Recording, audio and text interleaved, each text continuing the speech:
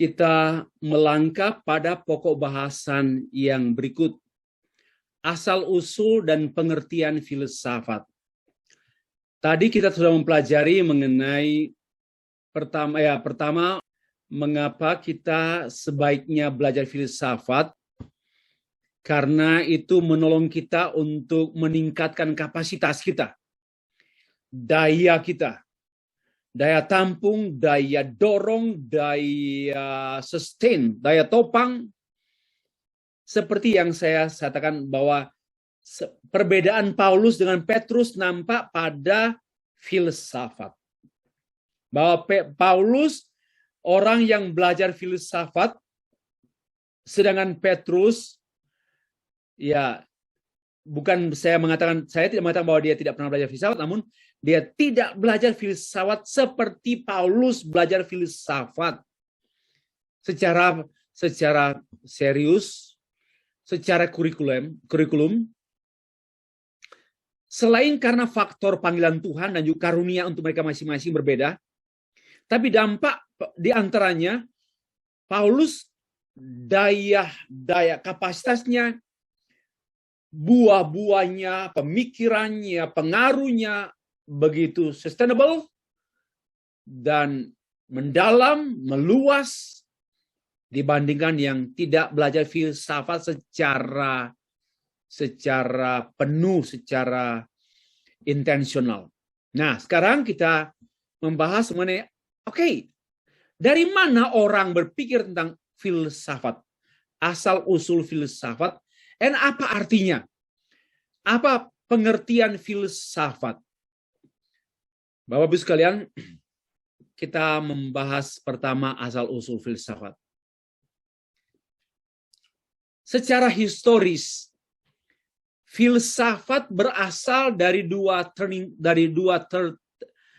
starting point, dua titik berangkat.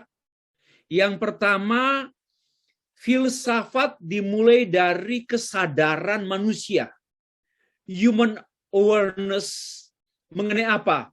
Mengenai mortality. Pada masa dahulu kala, dalam konteks Yunani, masyarakat Yunani, peradaban yang maju waktu itu, manusia pada masa itu berpikir tentang fakta tiap-tiap hari mereka menemukan orang meninggal. Karena itu kan juga ada satu movie tentang bagaimana immortality yang tidak mati-mati. Bagaimana raja, bagaimana ratu mempertahankan dirinya supaya tidak mati. Atau memperpanjang usianya sampai hundreds years, thousand years. Ini sebenarnya karena ada kesadaran manusia mengenai mortality. Bahwa manusia terbatas, temporal sifatnya, dan sekejap. Seperti Alkitab katakan, hanya seperti embun di pagi hari dan menjelang siang dia lenyap. Manusia itu terlalu cepat berlalu. Manusia itu yesterday, today, and tomorrow. Dan saya pun berpikir, saya seperti belum hidup sungguh-sungguh karena terlalu cepat saya menjadi tua. Terlalu cepat saya jadi tua. Ada kesadaran that we are very limited. Kita sangat terbatas. Dan yang paling kita ini fana. Terlalu cepat berlalu. Dan banyak lagi. Pemikiran klimaksnya sampai pada mortality. Kematian manusia.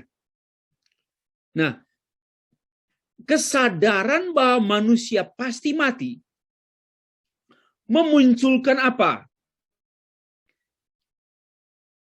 Orang yang mati kita sayang.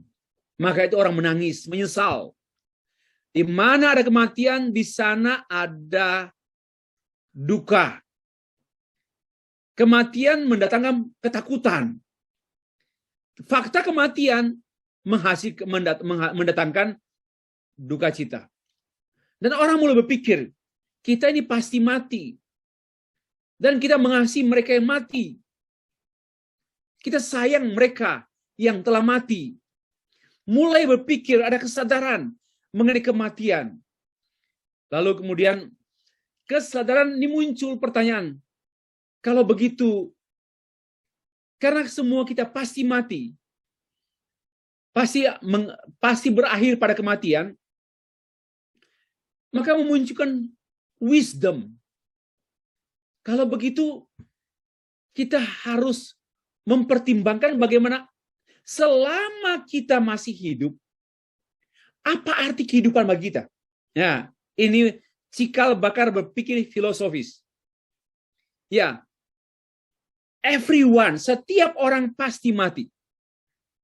Nggak bisa ditunda dan tidak bisa deny. Tidak dapat dihindarkan. Ya, tidak dapat terhindarkan. Nah, kalau begitu yang ada apa? Ya, kita kelola hidup. Kita tidak bisa kelola kematian. Kita kelola kehidupan. Mari kita mengatur hidup.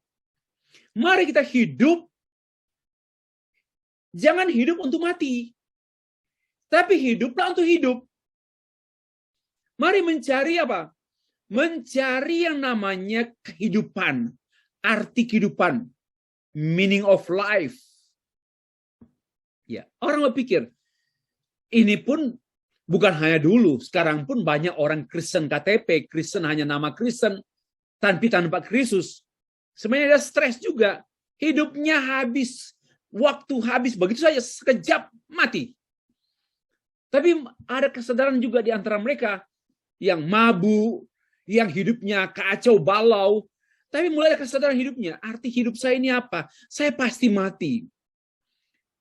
Ya, ini lepas tidak membicarakan tentang pertobatan ya, tentang penginjilan, tapi kesadaran orang.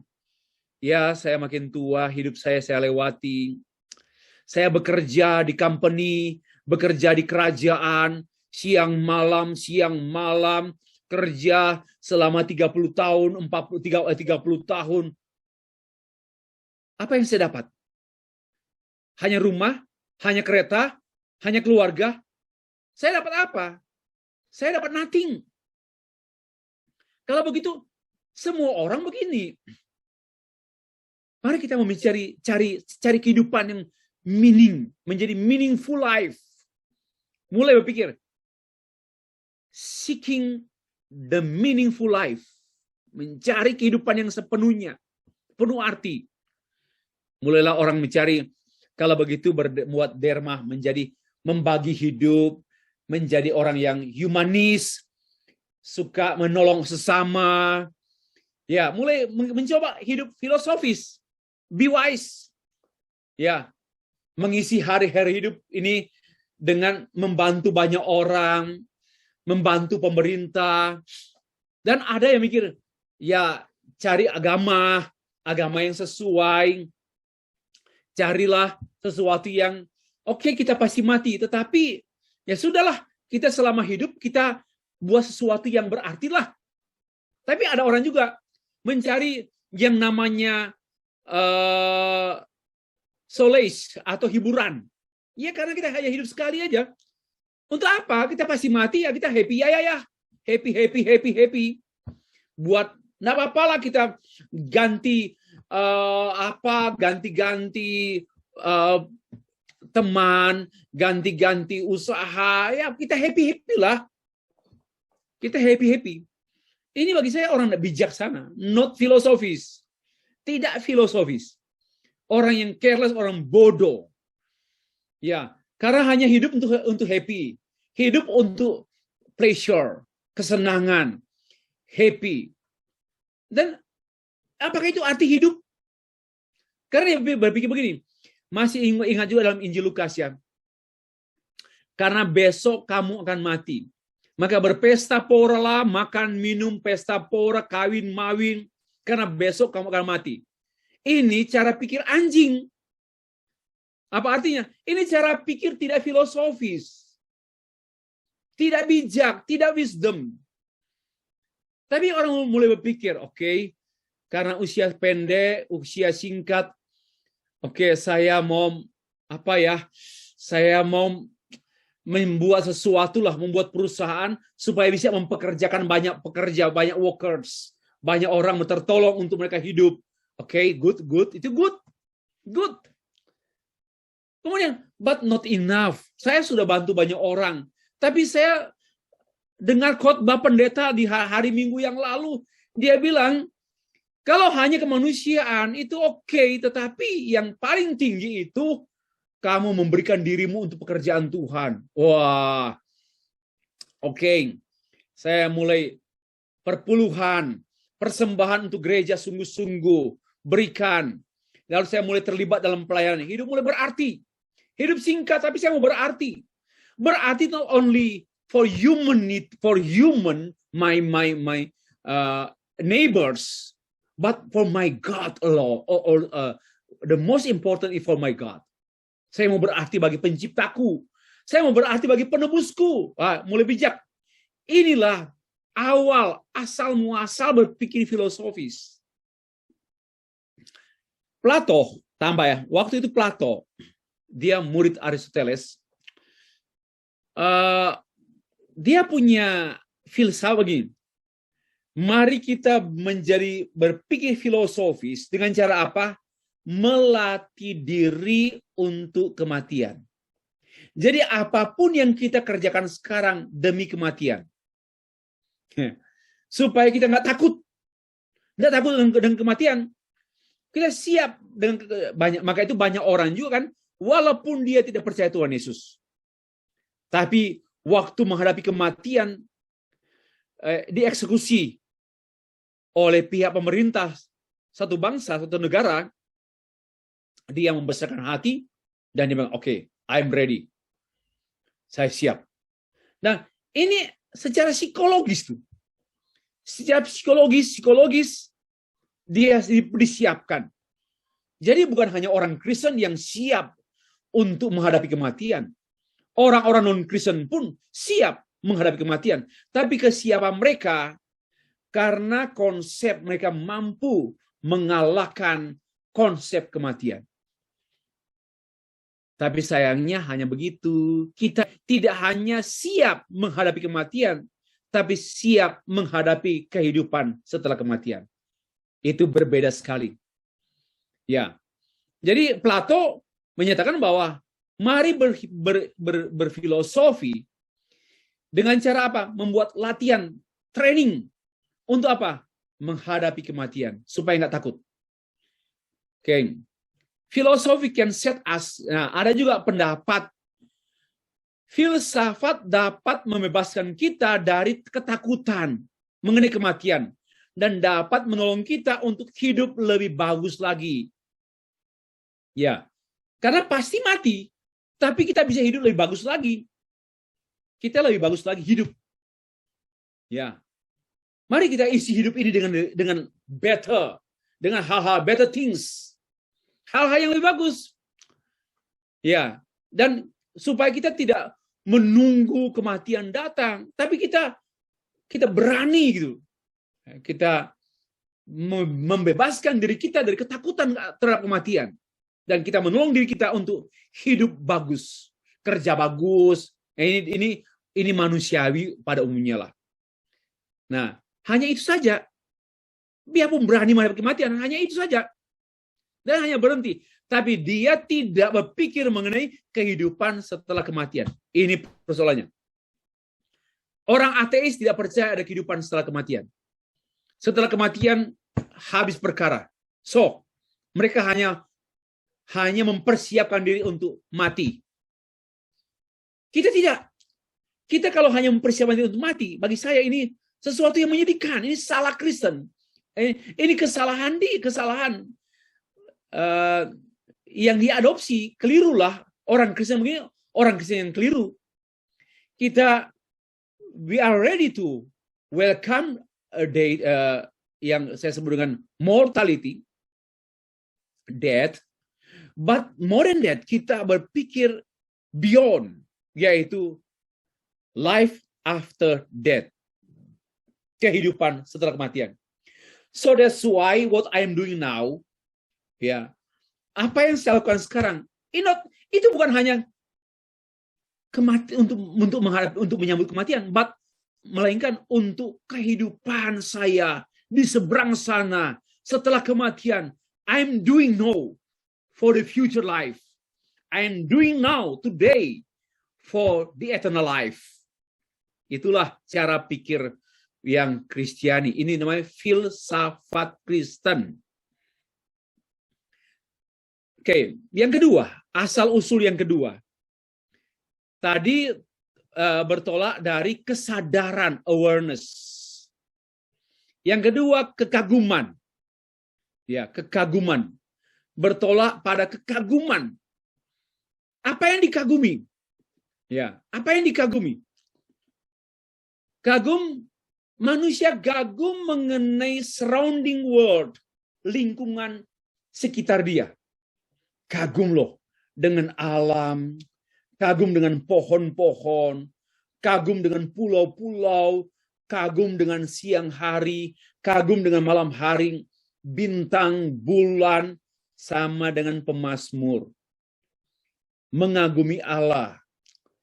Dan di sini para filsuf mengagumi surrounding world, lingkungan sekitar di mana dia berada. Dan dia kagum. Mengapa ada siang? Mengapa ada malam? Mengapa teratur siang, malam, siang, malam, siang, malam? Ada hujan, ada kemarau, ada winter season. Wow. Lalu lihat ada air membeku. Lalu lihat kemudian ada teman yang kakinya terpotong, luka, tapi sembuh juga. Wow, wow, wow. Mulai mencari tahu. Lalu ada angin kencang. Ada typhoon. Ya, mulailah dia kagum. Karena dia kagum, dia ingin mencari tahu kebenaran. Ini ada apa di balik typhoon? Di balik typhoon, ada apa di balik hujan? Ada apa di balik pohon? Ada apa di balik batu? Ada apa di batu?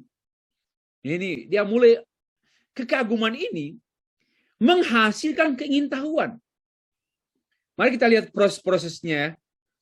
Dimulai dari kekaguman atau ketakjuban terhadap hal-hal yang metafisik atau yang melampaui dunia yang terlihat, teraba, tercium, ya, yang terukur.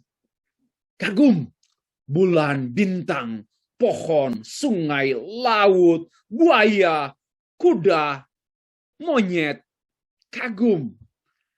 Mereka kok bisa sama dengan, mereka tidak menanam, tapi mereka hidup.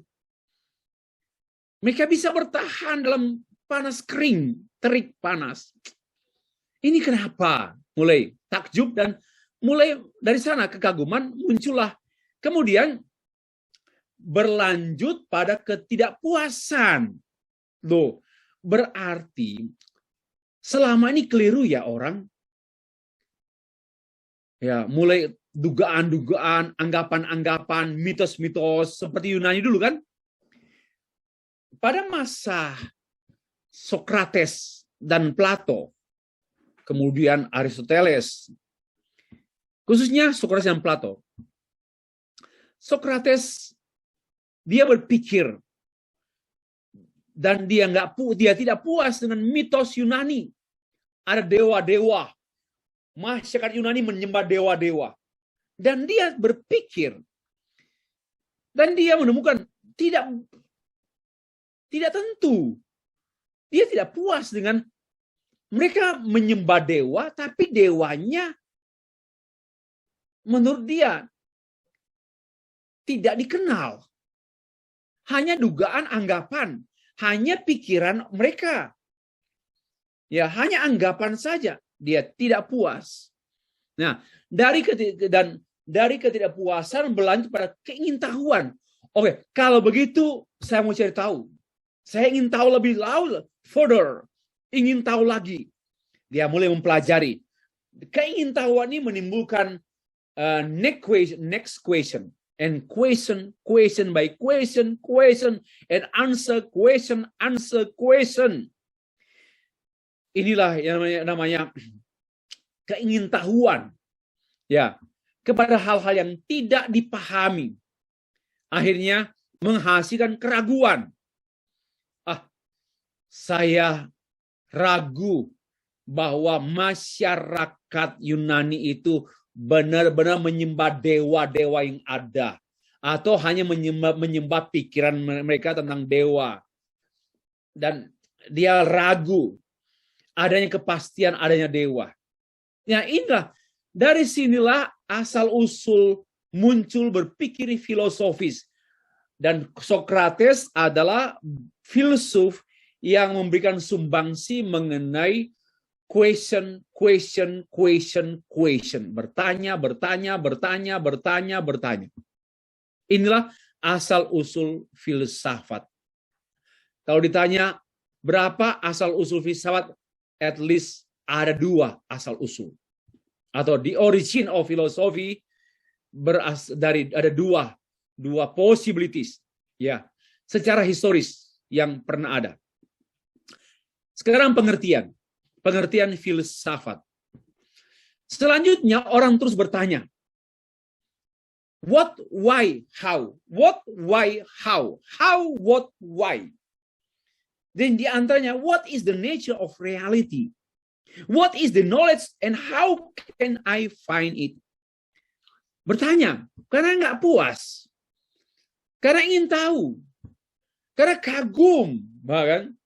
Jadi, what is the nature of reality? Apa hakikat sesungguhnya dari alam? Apa sesungguhnya alam itu? Atau apa sesungguhnya kebenaran itu? Benar, kebenaran. Oke, apa sesungguhnya kebenaran itu? Lalu, what is the knowledge? Apa itu pengetahuan? Dan bagaimana memperolehnya, dapat menemukannya. And how can I find it? Dapat bagaimana? Ini memunculkan bertanya. Lalu memunculkan jawaban-jawaban filosofis. Filosofi, dari kata filosofi berarti the love of wisdom. Itu secara harafiah. Love of wisdom. Dari kata philos ini philia. Philia means mengasihi, kasih persahabatan. Philia itu kasih persahabatan.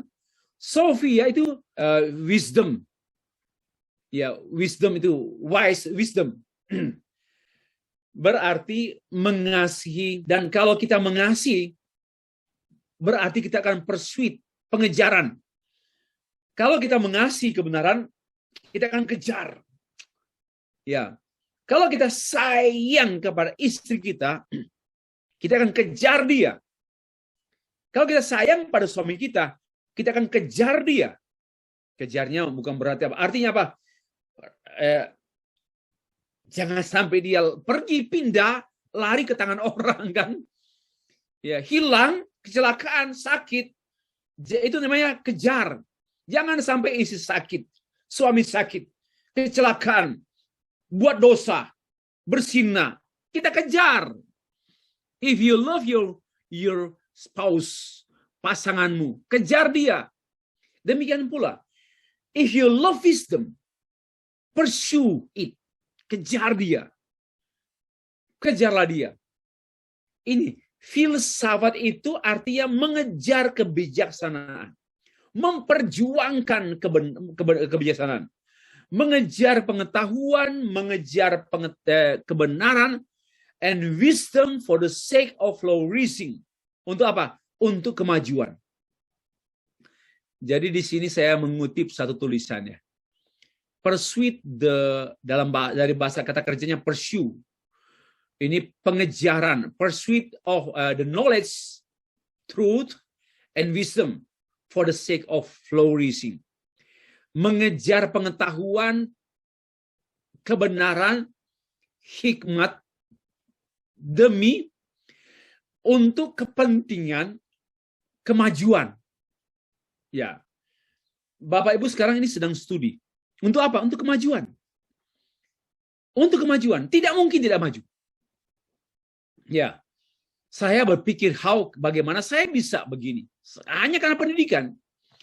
Pendidikan menolong saya untuk mengalami kemajuan demi kemajuan. Bapak Ibu, so that's why don't stop learn. Don't stop learning, I mean. Don't stop. If you stop, maka kita berhenti maju. Sudah benar gereja memfasilitasi kita untuk belajar. Karena gembala sidang mengharapkan jemaatnya maju. Karena memang saya katakan, khotbah hari Minggu not enough loh. Kecuali hanya menjadi jemaat yang pasif. Jemaat yang pasif, khotbah Minggu dan doa hari Rabu, enough. Tapi kalau mau jadi jemaat yang dinamis, jemaat yang hidup, jemaat yang berbuah, khotbah Minggu not enough. Ya, doa hari Rabu not enough. So that's why kita perlu pursue, mengejar. Why? Karena kemajuan. Tidak pernah ada kemajuan tanpa education. You see? There is no any advance. Tidak akan pernah ada sesuatu yang melampaui. Tidak ada kemajuan tanpa pendidikan. Maka itu hargailah pendidikan. Saya sangat menghargai pendidikan sebagai karunia Tuhan untuk semua manusia. Pursue. Why? Because the love of God, the love of wisdom. If you say that you love Jesus Christ, pursue Him. Kejar Dia. Jika kita berkata kita mengasihi Tuhan Yesus Kristus, kita mengejar Dia. Jangan berkata love jika kita tidak mengejar. Dan itu untuk kemajuan, sake of flourishing. Mari Bapak Ibu, belajar filsafat ini untuk kemajuan. Pasti maju, pasti. Saya yakin 3 hari ke depan ini, Bapak Ibu berbeda sekali. Ini bukan janji gombal. Kecuali Bapak Ibu tutup kamera, lalu pergi jalan-jalan. Setelah Stefri selesai, baru muncul wajahnya. Ya itu pasti nggak ada arti. Pasti tidak ada arti. Saya serius mengajar, Bapak Ibu. Saya juga tidak peduli lagi. Bapak Ibu nggak mau saya ngajar juga. Oke, Tuhan buka pintu kok. Saya akan ditugaskan Tuhan. Jadi saya tidak peduli. You like or not dislike, I don't care. I am the servant of the Lord, you know. You like my teaching, my style of teaching, or you dislike, I don't care. Dan saya serius mengajar. Sekalipun sudah sangat penat. Kalau January, February, okay, masih I have saved more energy, but now my energy sudah penat. June and July, and until sampai tanggal berapa? Saya masih punya satu subjek lagi. Tanggal 7 sampai 14. One more subject I will teach. Ya. Ini bukan hanya mengajar, saya lagi menulis, lagi khotbah dan sebagainya. Tapi we must pursue. Wow, kita harus kejar. Dan saya yakin pasti ada kemajuan. Tidak mungkin. Bapak Ibu, walaupun mungkin hanya menangkap apa yang saya ajar selama 3 hari ke depan ini, hanya menangkap, oke lah 10%, oke lah 20%, never mind. Pasti maju. Saya kan juga kuliah, studi dengan profesor saya, dengan guru saya. Apa saya mengerti semua? Enggak juga. Maybe 40% maksudnya seperti itu ya. Tapi oke lah. Sedikit pun tetapi berubah. Itu penting. Karena pasti kita mengalami kemajuan. Bapak-Ibu sekalian. Wisdom is the knowledge of the ultimate causes, ultimate explanation, and the ultimate principle. Wow. Bicara filsafat ini berbicara mengenai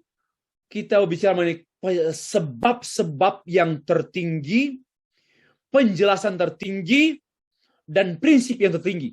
Apa artinya? Berpikir hal-hal yang tertinggi. Sama dengan Alkitab kemukakan. Pikirkanlah hal-hal yang di atas. Ya, pikirkanlah hal-hal yang di atas. Dan Allah menghendaki kita, yaitu yang dari Allah. Tidak ada yang namanya ultimate dari manusia. Sorry to say, ultimate always come from God. Bicara soal ultimate explanation, ultimate causes, ultimate principle, no, dari manusia, nggak ada. From human being, not ultimate. Everything, semua yang namanya ultimate things, semua yang tertinggi, moral tertinggi, ya, kebaikan tertinggi, summa bonum, anugerah terbesar tertinggi, semuanya dari Allah. Dan filsafat menolong kita berpikir hal-hal yang tertinggi. Sayangnya para filsuf dunia berpikir yang tertinggi itu dari otaknya saja. Sedih kan? Kita berpikir yang tertinggi dari Allah.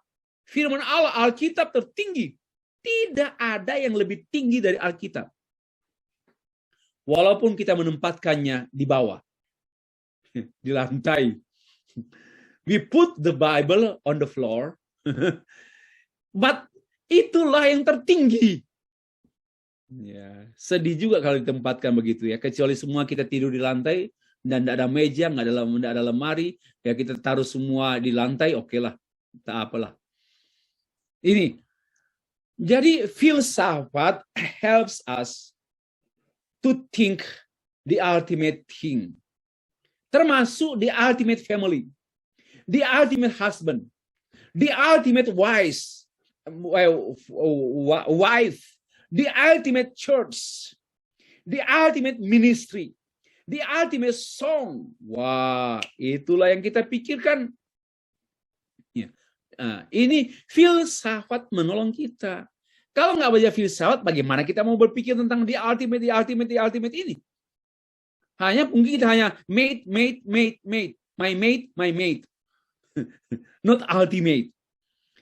Nah, filsafat menolong saya berpikir, Severy, what your ultimate ministry? Severy, what your ultimate knowledge? Severy, what your ultimate suffering? Filsafat guides me to think like that. Wah, ini menarik sekali dan menantang. Oke, next. Waktu sudah habis, tapi oke. Wisdom is pengetahuan mengenai the ultimate. Oke, terus sudah. Nah, wisdom adalah termasuk mengenai knowledge of value. Not just, bukan hanya fakta-fakta semata. Ia memberikan satu big picture, satu gambaran. Nah, berpikir filosofis artinya berpikir jauh ya, bukan jauh. Jauh dan luas. Maka itu biasanya berpikir filosofi itu mempertimbangkan dalam-dalam. Tapi jangan lama-lama. Mempertimbangkan dalam-dalam to make decision. For making decision, we consider deeply, dengan dalam. And until we find the big picture, okay, my future life, I have big picture of my life. Grand design. Ya, grand design. Itu berpikir filosofis. What your grand design? Sangat sedih if you have not known grand design. God's design. God is designer. He designed our life. And we should know the grand designer. The grand designer. Grand design kita ini apa? Ini berpikir filosofis. Wah, mari kita filsafat menolong kita berpikir luas dan berpikir jauh. Maka tidak berpikir pendek. Mengapa kita sering jatuh dalam dosa? Itu terus jatuh dalam dosa. Karena we have no grand design. Mengapa kita terus melakukan hal-hal yang kelemahan kita ikuti, dosa kita buat terus? Why?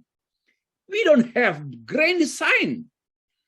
Kita harus memiliki desain Allah mendesain kita, and we should know about it.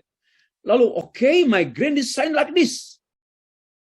Wah, ini menolong kita, ya, berpikir sepatutnya, hidup sepatutnya, berkenaan dengan sesungguhnya. Oke, Bapak Ibu. Nah, filsafat, untuk melihat aplikasinya ini, itu nampak ya, pengertian filsafat itu nampak pada pertanyaan-pertanyaan berikut ini.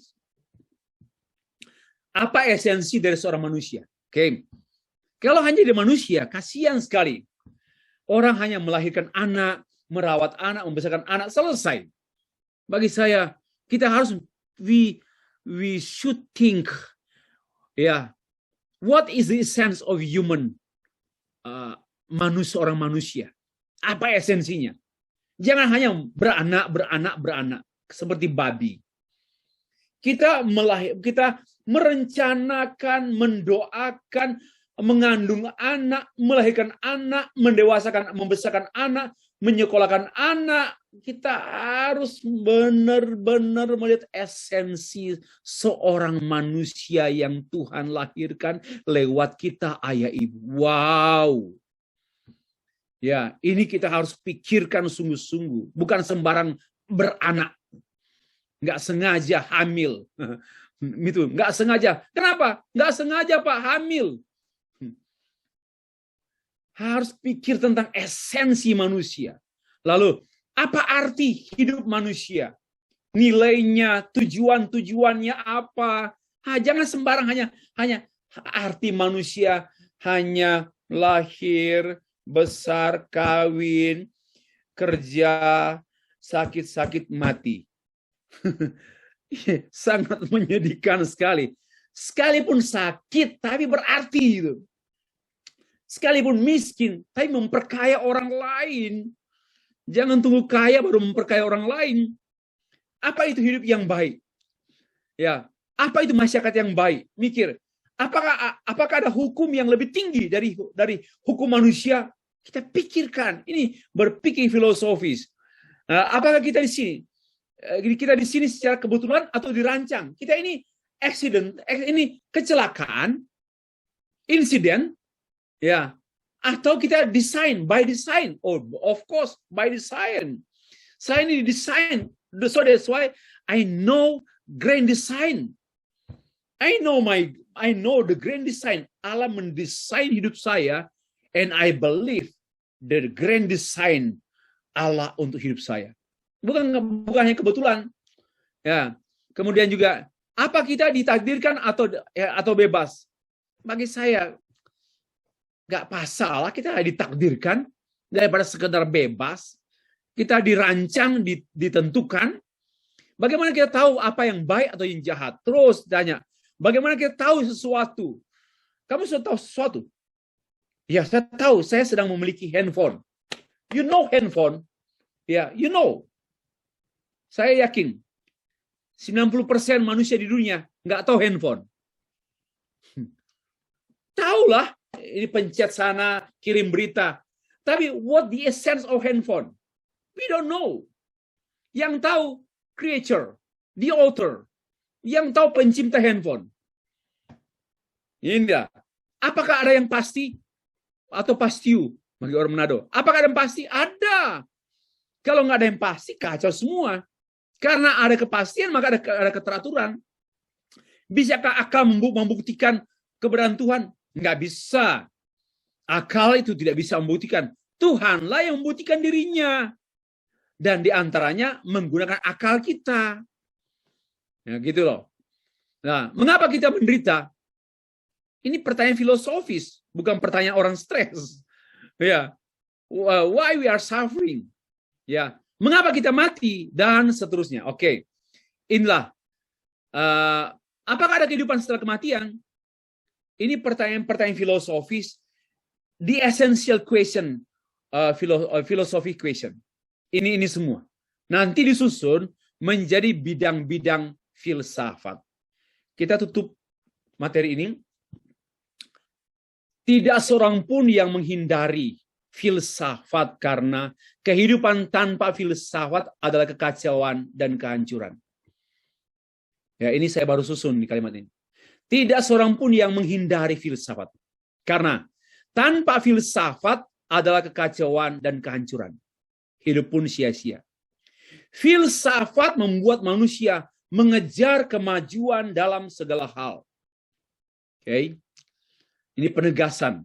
Dan yang terakhir, tidak seorang pun yang patut menolak filsafat, karena filsafat adalah karunia Allah untuk semua orang hidup patut, hidup pantas. Oke. Demikianlah presentasi saya mengenai materi bab yang ketiga.